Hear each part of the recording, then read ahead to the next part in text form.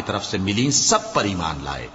ہم ان پیغمبروں میں سے کسی میں کچھ فرق نہیں کرتے، اور ہم اسی اللہ کے فرما بردار ہیں، اور جو شخص اسلام کے سوا کسی اور دین کا طالب ہوگا وہ اس سے ہرگز قبول نہیں کیا جائے گا، اور ایسا شخص آخرت میں نقصان اٹھانے والوں میں ہوگا۔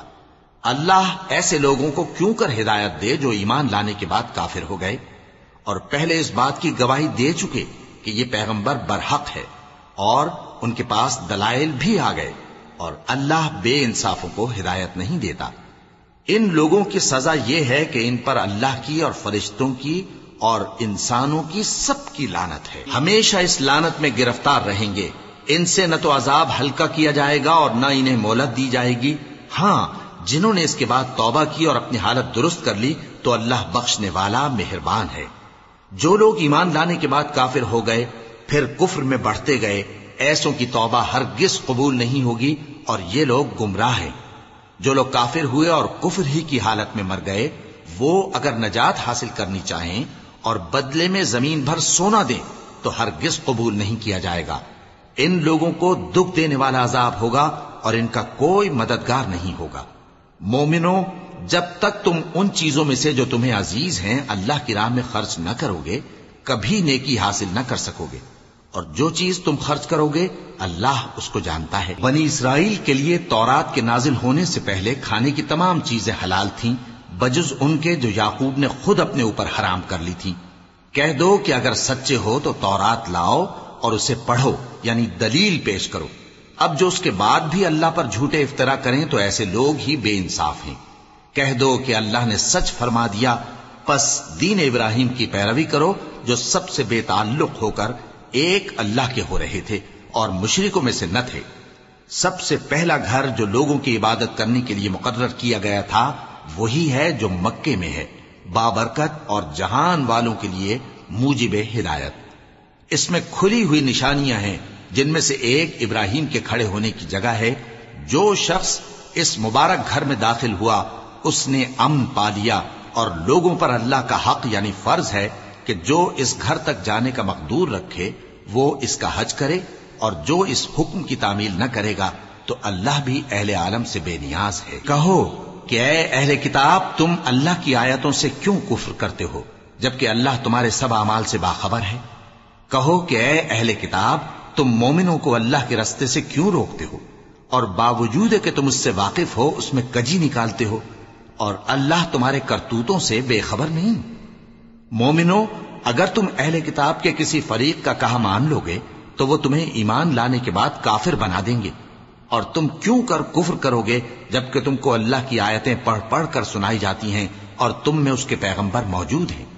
اور جس نے اللہ کی رسی کو مضبوط پکڑ لیا وہ سیدھے رستے لگ گیا۔ مومنو، اللہ سے ڈرو جیسا کہ اس سے ڈرنے کا حق ہے، اور مرنا تو مسلمان ہی مرنا، اور سب مل کر اللہ کی ہدایت کی رسی کو مضبوط پکڑے رہنا اور فرقے فرقے نہ ہو جانا، اور اپنے اوپر اللہ کی اس مہربانی کو یاد رکھنا جب تم ایک دوسرے کے دشمن تھے تو اس نے تمہارے دلوں میں الفت ڈال دی اور تم اس کی مہربانی سے بھائی بھائی ہو گئے، اور تم آگ کے گڑھے کے کنارے تک پہنچ چکے تھے تو اس نے تم کو اس سے بچا لیا۔ اس طرح اللہ تم کو اپنی آیتیں کھول کھول کر سناتا ہے تاکہ تم راہ راست پر رہو۔ اور تم میں ایک جماعت ایسی ہونی چاہیے جو لوگوں کو نیکی کی طرف بلائے اور اچھے کام کرنے کا حکم دے اور برے کاموں سے منع کرے۔ یہی لوگ ہیں جو کامیاب ہیں، اور ان لوگوں کی طرح نہ ہونا جو متفرق ہو گئے اور صاف احکام آنے کے بعد ایک دوسرے سے اختلاف کرنے لگے۔ یہ وہ لوگ ہیں جن کو قیامت کے دن بڑا عذاب ہوگا، جس دن بہت سے منہ سفید ہوں گے اور بہت سے سیاہ۔ تو جن لوگوں کے منہ سیاہ ہوں گے ان سے اللہ فرمائے گا، کیا تم ایمان لا کر کافر ہو گئے تھے؟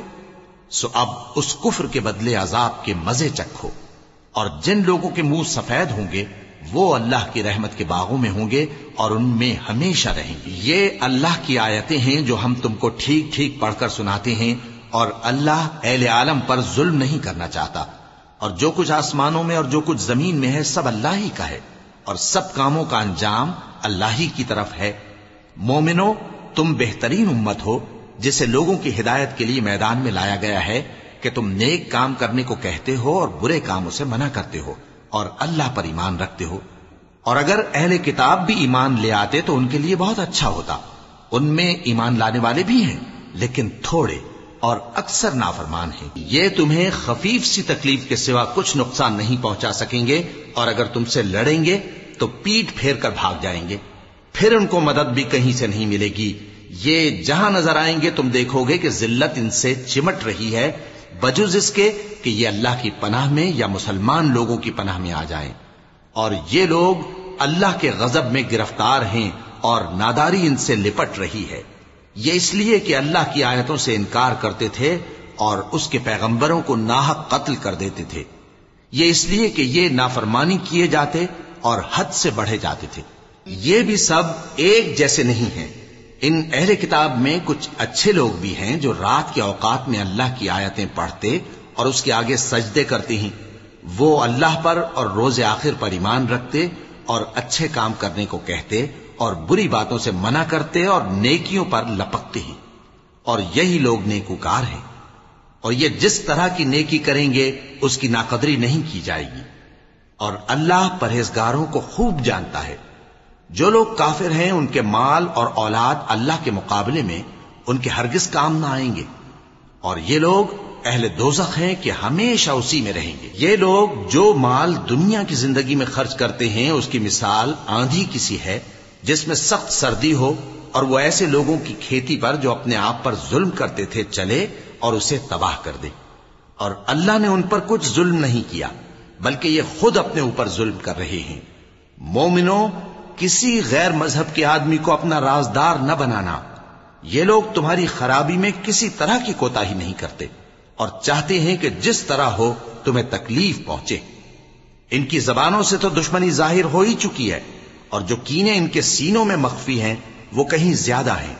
اگر تم عقل رکھتے ہو تو ہم نے تم کو اپنی آیتیں کھول کھول کر سنا دی ہیں. دیکھو، تم ایسے صاف دل لوگ ہو کہ ان لوگوں سے دوستی رکھتے ہو، حالانکہ یہ تم سے دوستی نہیں رکھتے. اور تم سب کتابوں پر ایمان رکھتے ہو اور یہ تمہاری کتاب کو نہیں مانتے. اور جب تم سے ملتے ہیں تو کہتے ہیں ہم ایمان لے آئے ہیں، اور جب تنہا ہوتے ہیں تو تم پر غصے کے سبب انگلیاں کاٹ کاٹ کھاتی ہیں. ان سے کہہ دو کہ اپنے غصے میں مر جاؤ. اللہ تمہارے دلوں کی باتوں سے خوب واقف ہے. اگر تمہیں آسودگی حاصل ہو تو ان کو بری لگتی ہے، اور اگر تمہیں رنج پہنچے تو خوش ہوتی ہیں. اور اگر تم تکلیفوں کی برداشت اور نافرمانی سے کنارہ کشی کرتے رہو گے تو ان کا فریب تمہیں کچھ بھی نقصان نہ پہنچا سکے گا. یہ جو کچھ کرتے ہیں اللہ اس کا احاطہ کیے ہوئے ہے.